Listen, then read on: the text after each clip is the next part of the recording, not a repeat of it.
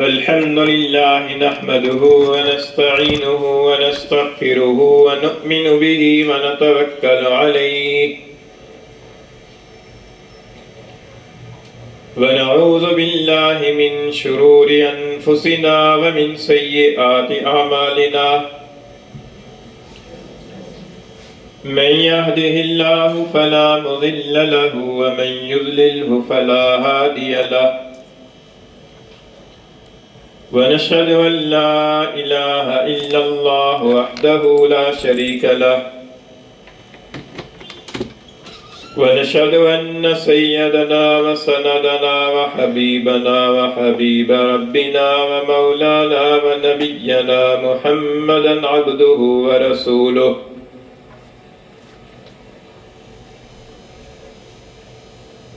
وصلى الله تعالى عليه وعلى آله وأصحابه وبارك وسلم تسليما كثيرا كثيرا أما بعد فأعوذ بالله من الشيطان الرجيم بسم الله الرحمن الرحيم إنا أنزلناه في ليلة القدر وما أدراك ما ليلة القدر ليلة القدر خير من 1000 شهر تنزل الملائكة والروح فيها بإذن ربهم من كل أمر سلام هي حتى مطلع الفجر وعن عائشة رضي الله تعالى عنها قالت قال رسول الله صلى الله عليه وسلم تحروا ليلة القدر في الوتر من العشر الأواخر من رمضان أو كما قال رسول الله صلى الله عليه وسلم صدق الله مولانا العظيم وصدق رسوله النبي الكريم ونحن على ذلك لمن الشاهدين والشاكرين والصلاة والسلام على سيد الأنبياء والمرسلين والحمد لله رب العالمين. گرامی قدر سامعین، رمضان المبارک کا آخری عشرہ چل رہا ہے. اس آخری عشرے کی خصوصیات میں سے ایک خصوصیت یہ ہے کہ اس کی راتوں میں سے ایک رات شب قدر ہے، اور جیسا کہ حدیث شریف آپ کے سامنے پڑھی ہے، ام المومنین حضرت عائشہ صدیقہ رضی اللہ تعالیٰ عنہ فرماتی ہیں کہ حضور نبی کریم صلی اللہ علیہ وسلم نے فرمایا کہ تحروا لیلۃ القدر، کہ شب قدر کو تلاش کرو، فی الوتر، طاق راتوں میں، من العشر الاواخر، آخری عشرے کی، من رمضان، رمضان کے آخری عشرے کی طاق راتوں میں شب قدر کو تلاش کرو. اور آخری عشرے کی طاق راتیں 21ویں، 23ویں، 25ویں، 27ویں اور 29ویں، یہ 5 راتیں ہیں. ان 5 راتوں میں سے 3 راتیں گزر چکی ہیں اور 2 راتیں ابھی باقی ہیں. ان 2 راتوں میں بھی یہ پورا امکان موجود ہے کہ شاید ان 2 راتوں میں سے کوئی رات شب قدر ہو. تو اس لیے ان آخری راتوں کا خصوصیت کے ساتھ ان آخری راتوں میں اور خاص طور پر طاق راتوں میں اللہ تعالیٰ کی عبادت اور اللہ تعالیٰ کا ذکر اور اللہ تعالیٰ سے مانگنے کا اہتمام کرنا چاہیے. حدیث میں آتا ہے کہ حضور اقدس صلی اللہ علیہ وسلم نے فرمایا کہ جب شب قدر ہوتی ہے تو جبریل امین علیہ السلام فرشتوں کی جھرمٹ میں آسمان سے زمین پر نازل ہوتے ہیں، اور جہاں کہیں کوئی اللہ کا بندہ کھڑا یا بیٹھا اللہ کی عبادت یا اللہ کی ذکر میں مصروف ہوتا ہے، اس کے لیے رحمت کی دعائیں کرتے ہیں. تو فرشتوں کی رحمت کی دعائیں، جبکہ جبریل امین علیہ السلام بھی ان میں شامل ہوں، اور یہ معصوم فرشتے جب کسی بندے کے حق میں رحمت کی دعا کریں تو اللہ تعالیٰ سے قبولیت کی بہت زیادہ توقع اور امید ہے. اور کسی انسان کے بارے میں اگر کسی انسان کو ان فرشتوں کی یہ دعا نصیب ہو جائے تو اس کی دنیا اور آخرت سنور سکتی ہے۔ تو اس لیے ان آخری راتوں کے اندر اس بات کا اہتمام کرنا چاہیے کہ اللہ تعالیٰ کا ذکر ہو، اللہ تعالیٰ کی عبادت ہو، اللہ تعالیٰ سے مانگنے کا اہتمام ہو۔ اور خاص طور پر یہ جو 27ویں رات ہے، اس کے بارے میں تو کئی اہل علم کا اور کئی اہل اللہ کا تجربہ یہ ہے، اپنے تجربے کی روشنی میں ادراک رکھتے ہیں کہ یہ 27ویں رات جو ہے نا، اس کے شب قدر ہونے کا زیادہ امکان ہے۔ اور ایک حدیث شریف جس کو امام مسلم رحمہ اللہ نے صحیح مسلم میں نقل فرمایا ہے، اس سے اس کی تائید ہوتی ہے۔ حضرت زر بن حبیش رحمہ اللہ ایک تابعی ہیں، بڑے درجے کے تابعی ہیں، اور یہ فرماتے ہیں کہ میں نے حضرت ابی بن کعب رضی اللہ تعالیٰ عنہ جو صحابی رسول ہیں، ان سے میں نے عرض کیا کہ دوسرے صحابی کے بارے میں کہ ایک صحابی آپ کے بھائی حضرت عبداللہ بن مسعود رضی اللہ تعالیٰ عنہ، وہ یہ فرماتے ہیں کہ جس آدمی نے سال بھر کی تمام راتوں میں اللہ تعالیٰ کی عبادت کی تو اسے شب قدر نصیب ہو جائے گی۔ تو انہوں نے عرض کیا کہ اس سے یہ معلوم ہوتا ہے کہ پورے سال کی کوئی رات شب قدر ہوتی ہے، اس میں رمضان کی بھی کوئی تخصیص نہیں ہے، ہو سکتا ہے محرم میں ہو سکتا ہے شوال میں ہو سکتا ہے ذی قعدہ میں ہو۔ تو حضرت ابی بن کعب رضی اللہ تعالیٰ نے فرمایا کہ اللہ تعالیٰ رحم فرمائے عبداللہ بن مسعود پر، انہوں نے یہ بات صرف اس لیے فرمائی ہوگی کہ لوگ صرف رمضان کی راتوں کی عبادت پر ہی اکتفا نہ کر لیں اور راتوں کے اندر بھی عبادت کا اہتمام کریں۔ پھر حضرت ابی بن کعب نے فرمایا کہ شب قدر جو ہے یہ آخری عشرے کی طاق راتوں میں ہوتی ہے، اور آخری عشرے کی طاق راتوں میں سے بھی 27ویں رات کا زیادہ امکان ہے۔ شارحین نے لکھا ہے کہ حضرت ابی بن کعب صحابی رسول رضی اللہ تعالیٰ نے یہ بات ایک مخصوص علامت کی بنیاد پر ارشاد فرمائی، جو انہوں نے علامت حضور اقدس صلی اللہ علیہ وسلم سے سنی ہوئی تھی، اور اس علامت کا انہوں نے 27ویں رات کے اندر اس کا مشاہدہ کیا۔ تو اس تجربے کی بنیاد پر انہوں نے فرمایا کہ 27ویں رات شب قدر ہوتی ہے۔ اور حضرت عبداللہ بن مسعود نے یہ جو فرمایا کہ سارے سال کی راتوں میں قیام کر لے تو شب قدر کو پا لے گا، وہ اس لیے فرمایا کہ لوگ صرف رمضان کی راتوں کی عبادت پر اکتفا نہ کریں بلکہ اور راتوں کی بھی عبادت کا اہتمام کریں۔ ہوتا یہ ہے، ہمارا حال اس طرح کا ہے کہ اگر کسی رات کی فضیلت کے بارے میں کوئی متعین طور پر معلوم ہو جائے تو صرف اسی ایک رات کی عبادت کا اہتمام ہوتا ہے، باقی راتوں کی عبادت کا اہتمام نہیں ہوتا۔ اسی لیے حدیث شریف کے اندر متعین طور پر بتایا نہیں گیا بلکہ مبہم چھوڑا گیا ہے، اور یہ فرمایا گیا کہ آخری عشرے کی طاق راتوں میں سے کوئی رات ہوگی۔ لیکن جیسا کہ عرض کیا کہ اہل اللہ کا تجربہ یہ ہے، ان کا مشاہدہ یہ ہے، ان کا کشف یہ ہے کہ زیادہ امکان 27ویں رات کے شب قدر ہونے کا ہوتا ہے، اور 27ویں رات انشاءاللہ آنی ہے ابھی، اس لیے 27ویں رات کے اندر خاص طور پر عبادت کا اہتمام کرنا چاہیے۔ اور پھر اس کے بعد جو اگلی طاق رات ہے 29ویں رات، اس رات کے اندر بھی امکان ہے کہ شب قدر اس رات میں ہو، اور اگر یہ امکان نہ بھی ہو تو اس کے اندر ایک دوسرا امکان یہ ہے کہ شاید وہ رمضان کی آخری رات ہو، اور رمضان کی آخری رات میں عبادت کرنے کا بھی خاص درجہ ہے۔ حدیث شریف میں آتا ہے کہ رسول اللہ صلی اللہ علیہ وسلم نے فرمایا کہ جب رمضان کی آخری رات آتی ہے تو میری امت کے لیے مغفرت کا فیصلہ کر دیا جاتا ہے۔ پوچھا گیا کہ اللہ کے رسول کیا یہ آخری رات شب قدر ہوتی ہے؟ تو فرمایا کہ نہیں، شب قدر تو نہیں ہوتی، لیکن دستور اور قاعدہ یہ ہے کہ جب مزدور اپنا کام پورا کر لیتا ہے تو اس کی اجرت اسے دے دی جاتی ہے۔ رمضان کی آخری رات تک اللہ کے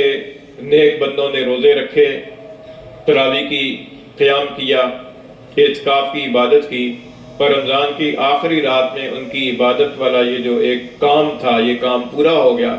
اب اللہ کی طرف سے انہیں اجرت کے طور پر بخشش کا انعام دینے کا فیصلہ کیا جاتا ہے۔ تو اس سے یہ معلوم ہوتا ہے کہ جو آخری رات ہے، آخری رات خواہ 29ویں ہو یا 30ویں ہو، امکان 29ویں میں بھی ہوتا ہے آخری رات ہونے کا، تو اس آخری رات کے اندر بھی خصوصی طور پر اللہ تعالیٰ کی عبادت کا اہتمام کرنا چاہیے، کیونکہ جس وقت انعام تقسیم ہو رہا ہے اس وقت اگر کوئی آدمی غافل ہے اور اس وقت وہ اس محفل کے اندر موجود نہیں ہے تو عین ممکن ہے کہ وہ اس انعام سے محروم رہ جائے۔ تو اس لیے اس انعام کو پانے کے لیے اس رات کے اندر بھی انسان کو اللہ کے حضور میں حاضر رہنا چاہیے۔ اچھا، پھر اس کے بعد جو اگلی رات آتی ہے، یعنی رمضان کی آخری رات کے بعد والی رات، آخری رات چاہے 29ویں کو ہو یا 30ویں کو، اس کے بعد والی جو رات آتی ہے اس رات کو حدیث شریف میں لیلۃ الجائزہ کہا گیا ہے۔ جائزہ ایک تو اردو والا جائزہ ہوتا ہے نا، اس جائزہ کا مطلب تو یہ ہے کہ احتساب کرنا، اپنا جائزہ لینا، اور ایک عربی والا جائزہ ہے۔ عربی والا جائزہ اس کا مطلب ہے انعام۔ تو لیلۃ الجائزہ اس کو اس لیے کہا جاتا ہے کہ وہ رات جو عید والی رات ہوتی ہے اس کے اندر بھی اللہ کے بندوں کو اللہ کی طرف سے انعام ملتا ہے، اس لیے وہ رات بھی خاص طور پر اللہ کے حضور میں حاضر رہنے کی رات ہوتی ہے۔ اسی وجہ سے ایک حدیث میں آتا ہے کہ رسول اللہ صلی اللہ علیہ وسلم نے فرمایا کہ من احیا لیلۃ العیدین محتسبا لہ لم یمت قلبہ یوم تموت القلوب، کہ جس آدمی نے عیدین کی دونوں راتوں کو، عید الفطر کی رات، عید کے دن آنے سے پہلے کی رات، اور عید الاضحیٰ کی رات، بڑی عید کے دن آنے سے پہلے کی رات، ان دو راتوں کو عبادت کے ساتھ زندہ رکھا، اس آدمی کا دل اس دن نہ مرے گا جس دن اور لوگوں کے دل مردہ ہوں گے۔ یہ مراد قیامت کا دن ہے۔ تو ظاہر ہے کہ اس رات کے اندر خصوصی طور پر انسان کو اللہ کی عبادت کے اندر مصروف رہنا چاہیے۔ اور ایک حدیث میں آتا ہے کہ 5 راتیں ایسی ہیں کہ جن راتوں میں جو دعا کی جائے تو وہ دعا رد نہیں ہوتی۔ ان راتوں میں سے ایک رات عید الفطر کی رات ہے۔ عید الفطر کی رات کے اندر جو دعائیں مانگی جاتی ہیں وہ دعائیں رد نہیں ہوتی، اللہ تعالیٰ کی طرف سے قبول ہوتی ہیں۔ تو اس لیے اس رات کے اندر بھی خاص طور پر اللہ تعالیٰ سے مانگنے کا اہتمام ہونا چاہیے۔ لیکن ہمارا ایک مسئلہ یہ ہے کہ چونکہ علم نہیں ہوتا، فضائل کا علم نہیں ہوتا، یا ان فضائل کو حاصل کرنے کا شوق اور جذبہ نہیں ہوتا، تو نتیجہ یہ ہے کہ عید الفطر کی جو رات ہوتی ہے وہ اکثر و بیشتر مسلمانوں کی وہ رات غفلت کی نظر ہو جاتی ہے۔ بہت سارے مسلمان بازاروں کے اندر عید کی شاپنگ اور عید کی تیاری کے اندر مصروف رہ کر اس کو گزار دیتے ہیں، ساری رات جاگتے رہیں گے، لیکن وہ توفیق کی بات ہے کہ اللہ کی طرف رجوع کرنے کا معاملہ نہیں ہوتا، اللہ سے مانگنے کا موقع نہیں ملتا، یا اللہ تعالیٰ سے مانگنے کا رجوع نہیں ہوتا۔ حالانکہ وہ رات بھی خاص طور پر اللہ تعالیٰ سے مانگنے والی رات ہوتی ہے، اور ہوتا یہ ہے کہ وہ مختلف طرح کی خرافات کی نظر وہ رات ہو جاتی ہے۔ اس لیے اس رات کا بھی خاص طور پر انسان کو یاد رکھنا چاہیے، اللہ تعالیٰ کی حضور میں حاضر رہنا چاہیے، ذکر کرنا چاہیے، اللہ تعالیٰ سے مانگنا چاہیے، عبادت کرنی چاہیے۔ اور اس کے بعد جو اگلا دن آتا ہے اس دن کو یوم الجائزہ کہا جاتا ہے، انعام کا دن، عید الفطر کا دن۔ اس دن کے اندر کچھ اعمال تو ایسے ہیں کہ جو مستحب درجے کے ہیں، جیسے سویرے اٹھنا اور غسل کرنا، خوب اہتمام سے غسل کرنا، مسواک کرنا، عمدہ لباس پہننا، اپنے پاس جو میسر لباس ہے ان میں سے جو عمدہ لباس ہے، اور اگر اللہ نے حیثیت دی ہے اور وہ نیا لباس خرید سکتا ہے تو نیا لباس پہننا، یہ مستحب درجے کا عمل ہے۔ اپنی جائز حدود میں رہتے ہوئے اپنی زیب و زینت کرنا، زائد بال اور ناخنوں کو کاٹنا، اور غسل کے بعد کپڑے پہن کے خوشبو لگانا، اور پھر عید کی نماز کے لیے جلدی آنا، اور عید کی نماز پر آنے سے پہلے کوئی میٹھی چیز کھا کر آنا،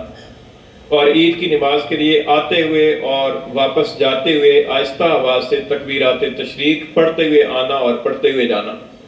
اللہ اکبر اللہ اکبر لا الہ الا اللہ واللہ اکبر اللہ اکبر وللہ الحمد۔ ان میں اللہ تعالیٰ کی بڑائی، اللہ تعالیٰ کی توحید، اللہ تعالیٰ کی حمد و ثنا، ان قسم کے کلمات کی پر یہ مشتمل ہیں۔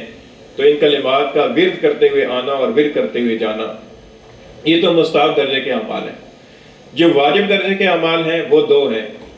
ایک واجب درجے کا حکم جو ہے وہ عید الفطر کی نماز کا ہے، اور دوسرا واجب عمل صدقہ فطر کی ادائیگی کا ہے۔ صدقہ فطر کا ادا کرنا یہ مسلمانوں کے ذمہ واجب ہے۔ حضرت ابن عباس رضی اللہ تعالیٰ عنہما سے روایت ہے، فرماتے ہیں کہ فرض رسول اللہ صلی اللہ علیہ وسلم زکوٰۃ الفطر طہرۃ للصیام من اللغو والرفث وطعمۃ للمساکین۔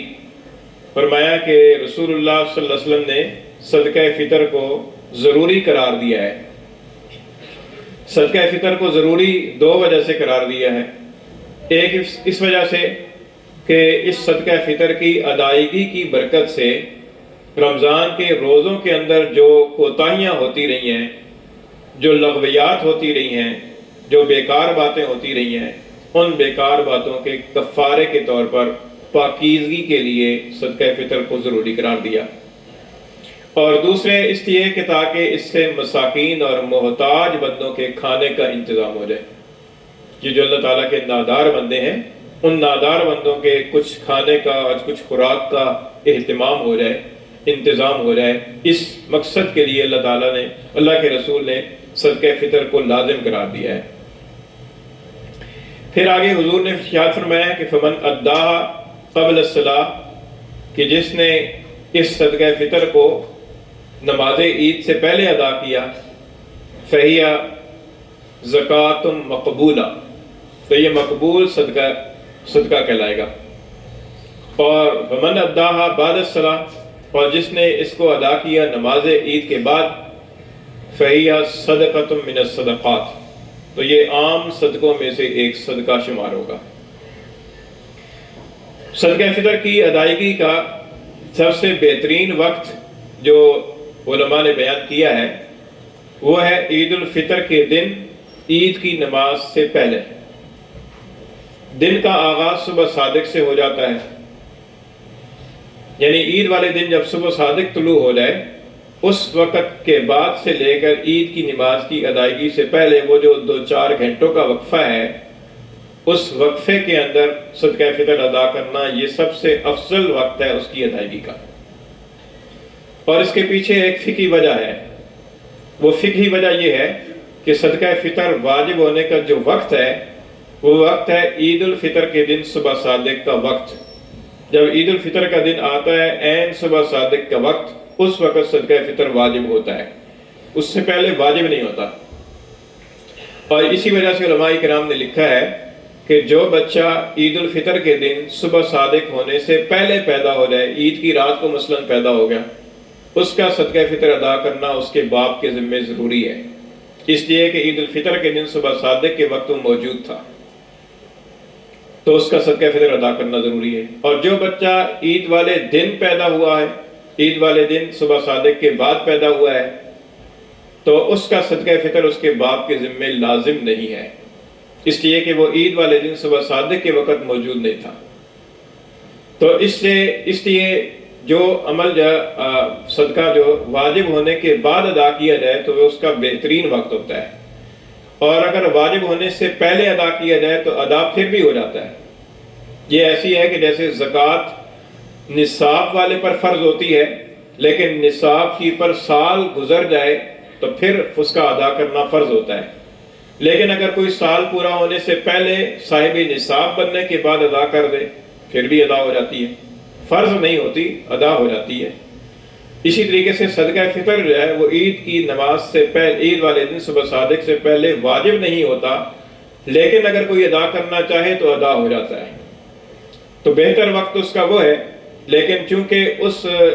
دن میں مصروفیات ہوتی ہیں اور کوئی مستحق آدمی کا ملنا یا مستحق تک پہنچانا بسا اوقات مشکل ہو جاتا ہے، تو اس لیے کہا جاتا ہے کہ رمضان کے مہینے کے اندر ہی صدقہ فطر کی ادائیگی کر دی جائے، ادا ہو جائے گا صدقہ فطر۔ اور حدیث میں یہ فرمایا گیا کہ عید کی نماز کے بعد اگر ادا کیا گیا تو عام صدقہ ہوگا، یعنی اس کا وہ ثواب نہیں ملے گا کہ جو ثواب عید کے دن عید کی نماز سے پہلے ادا کرنے پر ملتا، لیکن ساکت نہیں ہوتا، ادا تو کرنا ہی پڑتا ہے، خواہ عید کی نماز کے بعد بھی ادا کریں یا اگلے دن ادا کریں یا اس سے اگلے دن ادا کریں، جب تک ادا نہیں کریں گے تو جو واجب ہے وہ ذمے میں باقی رہے گا، ساکت نہیں ہوگا۔ اب صدقہ فطر کی مقدار کیا ہے؟ مقدار کے بارے میں یہ بات ذہن نشین کر لینی چاہیے کہ رسول اللہ صلی اللہ علیہ وسلم نے اس کی 4 اجناس ارشاد فرمائی ہیں، ایک کھجور، دوسرے کشمش، تیسرے جو اور چوتھے گندم۔ ان چاروں میں سے جو پہلی 3 ہیں، کشمش، کھجور اور جو، ان کی مقدار اللہ کے رسول کے ارشاد کے مطابق ایک آدمی کا 3.5 کلو ہے۔ 3.5 کلو کھجور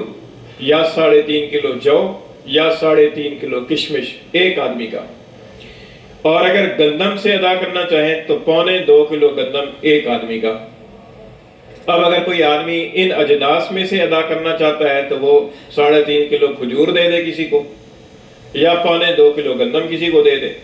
یا 3.5 کلو جو کسی کو دے دے۔ لیکن اگر کوئی آدمی یہ کہتا ہے کہ میں یہ جنس نہیں دینا چاہتا، اس کے بدلے میں قیمت دینا چاہتا ہوں، رقم دینا چاہتا ہوں، تو یہ بھی جائز ہے۔ اب رقم کتنی دے تو رقم سے پہلے وہ جنس کا متعین کرے کہ وہ جنس کون سی دینا چاہتا ہے۔ اگر وہ کہے کہ میں گندم کی جنس میں سے دینا چاہتا ہوں تو پھر گندم کا ریٹ معلوم کر لے۔ گندم کا جو ریٹ ہے جس علاقے میں اور جس زمانے میں گندم کا جو ریٹ ہے، اس ریٹ کے اعتبار سے 1.25 کلو کی جو قیمت بنتی ہے وہ 200 بنے، 300 بنے، 400 بنے، وہ قیمت، وہ رقم ایک آدمی کا فطرانہ ہو جائے گا۔ وہ کسی مستحق کو ادا کرنے سے صدقہ فطر ادا ہو جائے گا۔ صدقہ فطر اپنی طرف سے بھی واجب ہوتا ہے اور اپنے نابالغ بچوں کی طرف سے بھی واجب ہوتا ہے، اپنی بیوی کی طرف سے اور بالغ اولاد کی طرف سے، چاہے وہ اپنے اہل و عیال میں شامل ہوں، واجب نہیں ہوتا، لیکن اگر ان کی اجازت سے ادا کر دیا جائے تو ادا ہو جاتا ہے۔ تو یہ صدقہ فطر کا جو حکم ہے یہ واجب درجے کا حکم ہے عید والے دن۔ ویسے بھی رمضان کے مہینے کے اندر صدقہ خیرات کرنا چاہیے، کیونکہ رمضان کے مہینے میں عام دنوں کے مقابلے میں نیکیوں کا ثواب بڑھ جاتا ہے۔ چنانچہ ایک حدیث میں آتا ہے کہ رمضان کے مہینے میں نفل ادا کرنے کا جو ثواب ہے وہ فرض کے برابر ہے، اور فرض کا ثواب جو ہے نا یہ 70 فرضوں کے برابر ہے، تو ثواب بڑھ گیا۔ لیکن اس سے یہ نہ سمجھا جائے کہ وہ فرض جو ہے نا وہ ایک فرض ادا کریں گے تو 70 فرض ادا ہو جائیں گے، ایسا نہیں ہے۔ بعض لوگ یہ اس غلط فہمی میں مبتلا ہو جاتے ہیں، وہی سمجھتے ہیں کہ رمضان کا مہینہ ہے، اس مہینے میں ہم ایک قضا نماز پڑھیں گے تو 70 قضا نمازیں ہماری ادا ہو جائیں گی۔ اور بعضوں نے جمعۃ الوداع کے بارے میں یہ تصور رکھا ہوا ہے کہ جمعۃ الوداع میں، آج جمعۃ الوداع ہے، کہ چند رکعتیں قضا عمری کی نیت سے پڑھیں گے تو ساری عمر کی پچھلی جتنی قضائیں ہیں وہ ساری ادا ہو جائیں گی۔ ایسا نہیں ہے۔ اگر نمازیں قضا ہوئی ہیں، 1 سال مثال کے طور پر ایک آدمی نہیں پڑھتا رہا، بالغ ہونے کے بعد یہ 2 سال تک نہیں پڑھتا رہا، ان نمازوں کا حساب کرے کہ کتنی نمازیں اس کی رہی ہوئی ہیں، ان نمازوں کا حساب کر کے پھر اس ترتیب سے اور اس حساب سے وہ ادا کرے، اور ساتھ ساتھ شمار کرتا رہے کہ میری کتنی قضا نمازیں ادا ہو گئی ہیں اور کتنی باقی ہیں۔ اسی طریقے سے روزوں کا مسئلہ ہے، رمضان کا روزہ کسی کا عذر کی وجہ سے رہ گیا، یا خواتین کے روزے جو ہے نا وہ خاص خون کی وجہ سے رہ جاتے ہیں، تو ان روزوں کا بعد میں حساب کے ساتھ ان کو قضا کرنا ضروری ہے۔ ان روزوں کی قضا کے بارے میں بھی بعض لوگوں میں یہ غلط فہمی پائی جاتی ہے کہ مثلاً آگے شوال کے مہینے میں 6 روزے نفلی ہیں نا، تو وہ کہتے ہیں کہ بس ان 6 نفلی روزوں کے اندر ہم قضا کی بھی نیت کر لیں گے، نفلی بھی ہو جائے گا، قضا بھی ہو جائے گا۔ ایسا نہیں ہے۔ اگر ایک دن میں آدمی نے روزہ رکھا ہے اور اس ایک روزے کے اندر 2 نیتیں کر لی، قضا کی بھی نیت کر لی اور نفل کی بھی نیت کر لی، وہ نفلی ہوگا، قضا نہیں ہوگا، قضا اسے الگ سے پھر رکھنا پڑے گا۔ تو اس لیے قضا کی نیت سے متعین کر کے ان روزوں کا حساب قرآن مجید کے اندر بھی اللہ تعالیٰ نے فرمایا کہ فعدۃ من ایام اخر، کہ جس کے مرض یا سفر کی وجہ سے روزے رہ گئے اسے بعد میں ان کی گنتی پوری کرنی ہے۔ تو وہ گنتی ظاہر ہے کہ نفلی روزوں کے علاوہ پوری کرنی ہے، کیونکہ نفلی روزوں کا تو ایک الگ سے مقام ہے نا، ان کا ایک الگ حساب ہے۔ اسی طریقے سے اگر کوئی آدمی قضا نمازیں ہیں اور وہ نفل پڑھ رہا ہے اور نفلوں کے اندر قضا کی نیت کر لے تو وہ قضا ادا نہیں ہوگی، قضا کے لیے الگ سے نیت کر کے قضا کی نماز پڑھنی پڑے گی۔ تو یہ ایک سلسلہ ہے کہ میں عرض کر رہا تھا کہ رمضان کے مہینے میں چونکہ نیکیوں کا اجر و ثواب بڑھ جاتا ہے، اس لیے جہاں اور نیکیاں کی جاتی ہیں تو وہاں پر یہ صدقہ خیرات کی نیکی بھی کرنی چاہیے اور صدقہ خیرات بھی کرنا چاہیے۔ حدیث میں آتا ہے کہ حضور اقدس صلی اللہ علیہ وسلم رمضان کے مہینے میں آپ کی سخاوت بہت بڑھ جاتی تھی، اور آخری عشرے کے اندر تو آپ کی سخاوت ایسی ہو جاتی تھی کہ جیسے تیز ہوا ہوتی ہے، بہت زیادہ سخاوت فرماتے تھے۔ لیکن اس کے اندر یہ بات ضرور ملحوظ رکھی جائے کہ ہم صدقہ جس کو دے رہے ہیں وہ اس کا اہل ہو، وہ مستحق ہو۔ ایسا نہ ہو کہ ہم جیب سے پیسے نکال کر پھینکتے رہیں اور کہیں کہ صدقہ ہو رہا ہے۔ صدقہ اس وقت ہوگا کہ جب حلال طیب مال سے اخلاص کے ساتھ صحیح مستحق تک پہنچایا جائے گا، تو اس چیز کا بھی اہتمام کرنا ضروری ہے۔ تو یہ چند متفرق مسائل اس آخری عشرے کے حوالے سے عرض خدمت کی ہیں۔ اللہ تعالیٰ ہمیں عمل کی توفیق عطا فرمائے۔